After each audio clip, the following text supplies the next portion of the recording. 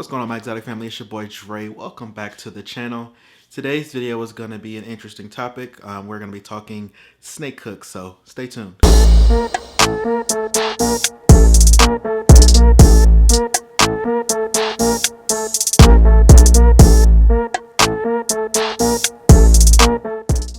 Alright everybody, so welcome back to the video. Like I said, we're going to be talking snake hooks today. And I know what you're thinking. For my longtime subscribers, this is a video that I've done before in the past. However, like I said, I went over how I use my snake hooks. But in this video, I want to dive a little deeper into not only the importance of it, but the do's and don'ts. But also why I use them. I know some people don't use them and it works for them, but I get a lot of people that ask me, can you do another video on snake hooks? So here it is. Hope you guys enjoy it. So I'll jump right into it with my introduction of my snake hooks.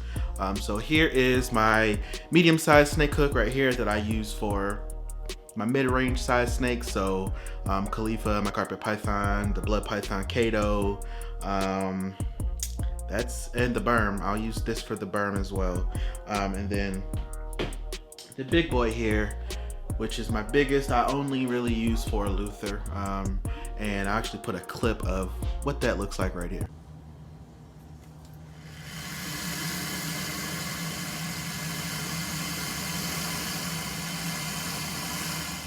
So the reason I have multiple snake hooks obviously is because 13 snakes, not all of my snakes are the same size, so I have to get a snake hook that can benefit each size of that size of that snake, but also snake hooks that work for me for those snakes. Alrighty, so what are snake hooks used for?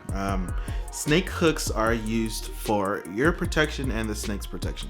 A lot of people actually don't know what snake hook training is, so it's really nothing to it. But basically, snake hook training is you habituating your snake to, when they see this hook, they know that they are not being fed.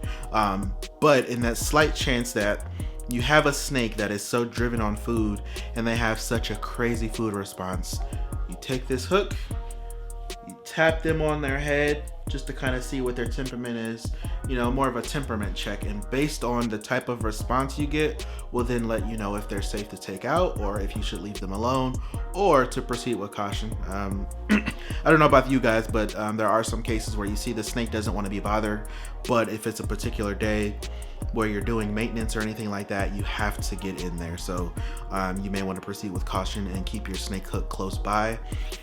So if you have a big snake, berm, retic, African rock python, anything of that nature, and you feel safer removing it, then you're gonna have to use the snake hook, pick them up, put them in a holding bin. That way you have no interruptions or any distractions while you're trying to clean the enclosure. Now, like I said, I wanted to talk do's and don'ts of snake hooks. A lot of people actually, at least what I've seen, they'll actually pick their snake up with the hook. And in a way it's correct, but for the most part it's not. You don't literally want to pick your snake up with the hook. The hook is mainly there to guide the snake and to assist with their body weight. You don't want to pick them up because although most are sturdy, we know a lot of these bigger snakes get very heavy. You don't want to just scoop them up and pick them up and they're not being supported, because this is going to bend and the snake is not going to feel very secure, which is going to make them agitated. So what I like to do, literally open the enclosure, tap them on the head like I said, and I'll find a loop in their body about 2/3 of the way down, and I'll scoop them up. And then once their head is away from me, or once they seem to be going the other way, then I know it's safe to go ahead and grab them. So that is the best way to do it. So another thing that you don't want to do with the snake hook is you never want to hit your snake with this. And I know I shouldn't have to say that, but you'd be surprised. This is not a tool to get your snake to do what you want. The snake is going to do what they want regardless. These are reptiles. So like I said, you have to be educated enough to know how to use one of these, and like I said, use it to kind of guide the snake to do them what you want to do. because they're gonna do what they want to do regardless. That's the whole point of these tools being created, is because I've had all of my snakes a couple of years. I never ever feel safe, at least not with my bigger ones. I never feel confident enough to where I feel like I can just go ahead and go in there and grab them with no snake hook. That to me is just asking to be bit.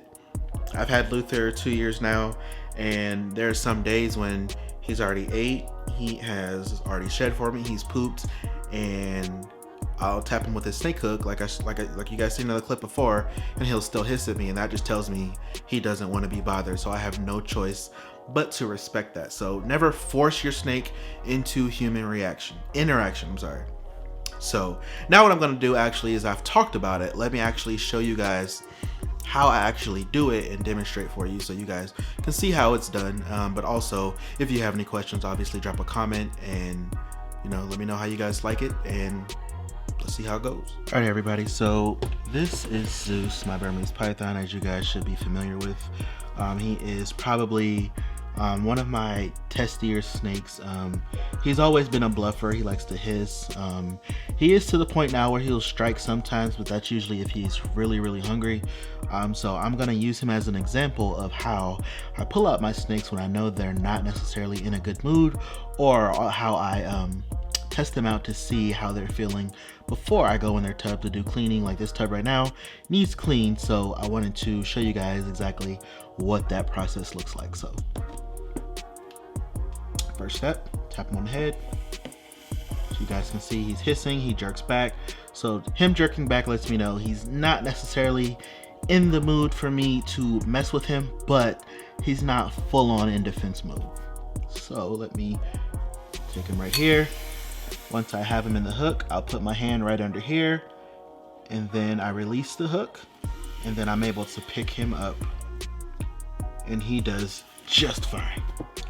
So now I have a snake that is just curious and wants to get out, do his thing, see what's what, and he doesn't, now he's not hissing, so that's the good thing. What you want to avoid, especially when it comes to the big snakes, please, unless you have a lot of experience with big snakes and you're really good at reading big snakes, please respect their privacy and respect that they don't always want to be bothered. Like I said, there are some times when you have to remove them because you have a turd in there, or you know, you had a regurgitated meal and you got to pull it, but by all means definitely be safe, and you just want to make sure you proceed with caution. All right, everybody, so I hope you guys enjoyed the video. I really appreciate you guys watching, all of your support, the views, the likes, the comments. I really appreciate it. So I hope you guys enjoyed this video.